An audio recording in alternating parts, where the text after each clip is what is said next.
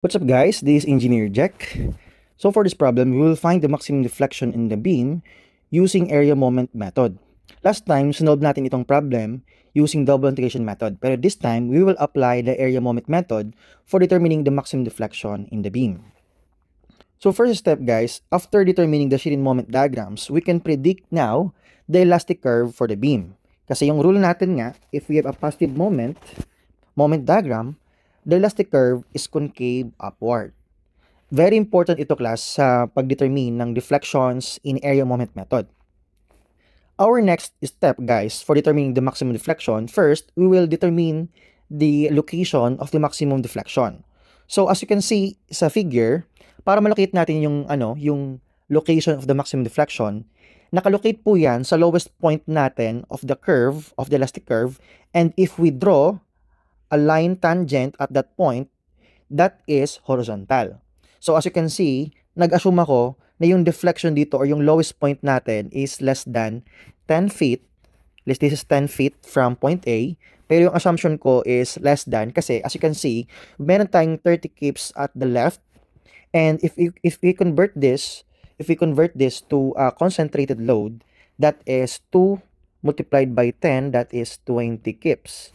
So, since 20 kips yan, tsaka sa kabila is 30 kips, as you can see, pwede talaga na yung deflection natin will move to the left. That's why I assume less than 10 feet yung maximum deflection natin or yung location of the maximum deflection. So next step guys, we will calculate the parameters. So as you can see, if I draw a tangent line at A, ito yung itsura niya, tangent line at A. So this is tangent at A, that's the designation. And we can say that this is the deviation of D at tangent A. We can calculate here class the slope at A. Very important dito yung mga slopes and tangents for determining the deflections in the beam. Now after that, as you can see, yung tangent line dito at the maximum deflection, let's say dito yung letter natin, ang gagamitin ko na letter at this point, it's letter M. Now, at that point, aalamin natin yung value ng X or location of that point from letter A. So, next parameter, as you can see, kung titingnan natin itong angle dito, this is also, that is the slope of A from M. Now, kung titingnan natin guys yung slope at A natin, that is also equals to the slope at A from M. Kasi yung tangent line natin at point M is horizontal.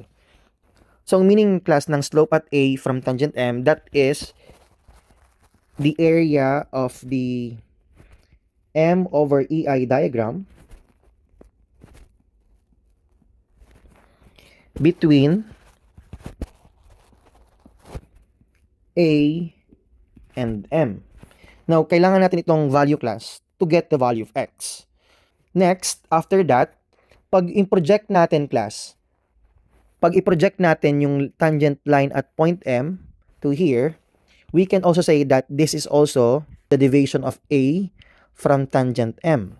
Where ang meaning class ng deviation of A from M, this is the moment of the area under the M over EI diagram between points A and M about point A.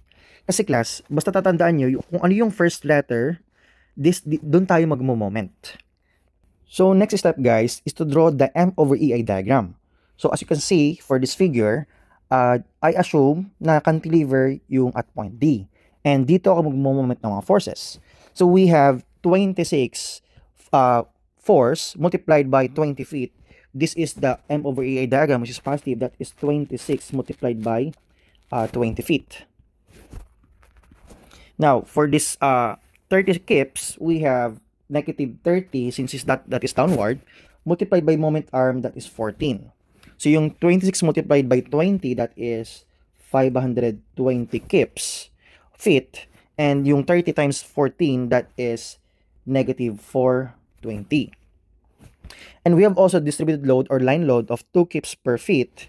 This is negative 2, since that is downward, multiplied by 10, multiplied by 5, and we have negative 100 kips feet. And lahat yan class naka-over EI.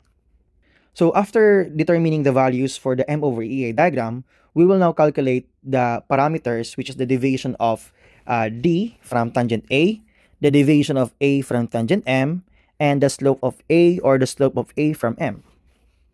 So since nag-assume ako guys ng value ng location of the deflection of the beam which is less than 10, iprolong lang natin ito sa M over EI diagram natin. So ang gagamitin natin na M over EI diagram is these values for determining the theta, the slope of A from M. Kasi yung meaning nyon class is this the area under the M over EI diagram between A and M. So the slope now of A from tangent M, that is, pirolong lang natin ito class. And let's say this is variable x, since we don't know the value kung saan nakalocate yan.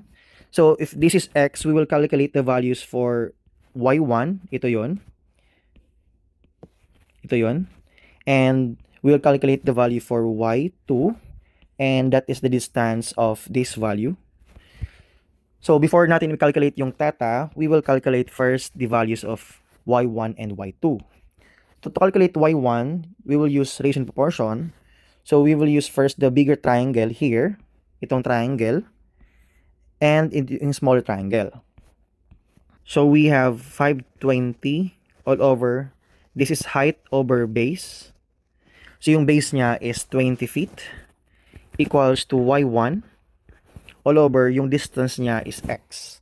So we can calculate the y1, that is 26x. So this is 26x. Next, we will calculate the y2. So as you can see here, ang base ng smaller triangle, this is not x na. Instead, this is x minus 6. Kasi this is 6 feet. So itong distance now, this is x minus 6. So by ratio proportion, h over b equals to y2 all over x minus 6. And this also equals to 420 all over yung length ng triangle dyan. Ang ginamit natin class sa triangle is this triangle So in smaller triangle here. So yung bigger triangle is 420 yung base. And yung length niya or base niya, that is 14 feet. So we can get the value of y2, that is 30 multiplied by x minus 6. So next step, we will now calculate the slope of A, which is equal to the slope of A from tangent M. So that is simply the area of the M over EI diagram between points A and M. So that is, ang gagamitin natin na values class is this area minus yung smaller triangle here sa baba. So that is 1/2 multiplied by y1. Yung base niya is x. Minus yung area sa ilalim, that is 1/2 triangle din, y2 multiplied by x minus 6 na base. So substitute the values. So this is 1/2. Ang y1 natin is 26x multiplied by x minus 1/2. Yung y2 natin is 30 multiplied by x minus 6. And yung base natin is x minus 6. So simplify these terms, we have this becomes 13x squared. And this becomes 15 multiplied by x minus 6 squared. So this is the value of the slope of A from M. And that is also equals to the slope of A. So let's say this is equation 1. So yung next natin class na i-determine is the deviation of D from tangent A. So this is the moment of the area of the M over EI diagram between points A and D naman about point D. So magmo-moment tayo at point D, considering the M over EI diagram yung lahat. So the deviation of D from tangent A, so that is 1/2. Yung pinakamalaking triangle natin, that is 520. Multiplied by yung base niya is 20 feet. And yung, yung centroid niya from point D, that is 1/3 of 20, that is 20 over 3. Minus, we have the smaller triangle sa baba. 1/2 multiplied by 420. Yung base niya is 14. And yung centroid niya from point D, that is 1/3 of 14, that is 14 over 3. And we have also the spandrel, which is the area is 1/3. This is 1/3 multiplied by 100. Yung base niya is 10. And yung centroid niya from D, that is 1/4 of 10, that is 10 over 4. So if we calculate that, we have, so the value of the deviation of D from A is 60,340 all over 3. And meron yung EI class. So after determining this, as you can see sa sa parameters, yung deviation natin of D from A, this is the distance between this point D from the tangent line of A. So pwede din natin equate dito, ang slope of A natin is also equals to the deviation of D from A all over the length of the beam. Kasi we have here a triangle and this is the slope. So yung slope natin, yung A na nakalculate natin kanina, that is also the deviation of D from A all over 20 feet, all over 20 feet. So equate natin, nakalculate natin kanina yung slope of A, that is 13x squared minus 15x minus 6 squared equals to the deviation of D from A, that is 60,340 all over 3. I-divide natin sa 20 and plug in lang natin yan sa calculator. We can calculate the value of x. So simplify lang natin, this is 13x squared minus 15x minus 6 squared. If i-divide natin yung fraction, we have, this is 3017 all over 3. And if we calculate the value of x here, shape solve natin yan sa calculator, we can get that is 9.61 feet. Which is similar sa nasolve natin using double integration method. So, to determine the maximum deflection now, guys, we will calculate the deviation of A from tangent M. So, that is also equals to the maximum deflection Y max. So, yung deviation of A from tangent M, that is the moment of the area of the M over EI diagram between points A and M about point A. So, magmo-moment tayo dito, class, sa first letter, which is letter A. So, ang gagamitin natin dito na M over EI diagram between points A and M is this is triangle. So, we have two triangles here. So, kanina, nasabi ko kanina, na yung x natin is less than 10 feet. Tama yung assumption ko na nag-move talaga yung point M here. Instead na nasa gitna na point C, nag-move konti, and nakalculate natin is the value of x, that is 9.61 feet. Meaning, hindi natin kailangan ng M over EI diagram dito sa spandrel natin.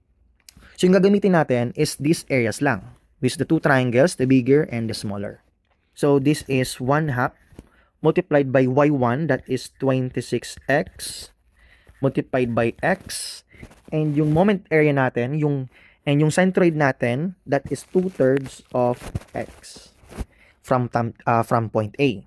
So, minus 1/2, yung small triangle, which is y2, ang y2 natin is 30 multiplied by x minus 6, yung base niya is x minus 6, and yung moment arm niya, yung centroid niya from point A, that is 6 plus yung 2/3 of x minus 6. If we substitute the value of x, which is 9.61, na naka-store sa calculator natin, the value of the tangent of A from M, or the maximum deflection now, that is, the value is 6,053.837938. Yung units natin is kips cubic foot. That's cubic foot. And mag-divide tayo ng EI. So, the value of the maximum deflection, we have 6,053.837938. Divide tayo ng EI. This is in kips per cubic foot. Yung E natin is 30 million PSI, or that is also 30,000 KSI, or kips per square inch. And yung I natin, we have 300 inch to the fourth. So, magkakancel dito, class. Magkakancel dito yung kips. Magkakancel yung square inch sa denominator. We have square inch sa baba. So, for consistency, kailangan din natin i-convert yung cubic foot. We have multiplied tayo ng 12 inch over 1 foot. I-cube natin. And yung maging units dito is inch, cubic inch mag-cancel out ulit. So we have final, the value is inch. So i-plug in natin sa calculators yan. The value of the Y max is also the same, which is 1.16 inches, and that is also downward. So ano ba yung mas prefer nyo guys? Using area moment method to determine the maximum deflection, or using double integration method?